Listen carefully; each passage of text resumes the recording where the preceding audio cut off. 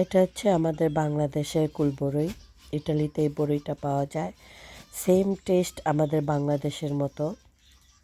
তো আমার হাজব্যান্ড পরিবলো নিয়ে গিয়েছিল, সেখান থেকে পেরে নিয়ে আসছে।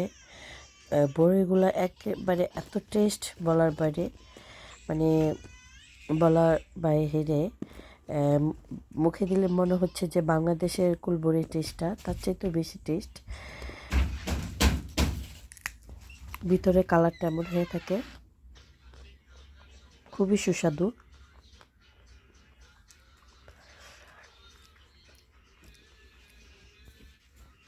এই বড়িটার নাম কি, ইটালিতে কি বলে আমি জানি না, কিন্তু সেম টেস্ট বাংলাদেশের মতো, তার চাইতেও বেশি। তো গাছটা বেশি বড় হয় না, ছোটোর ভিতরে, তো ফলগুলো নিতে বেশি সুবিধা হয়।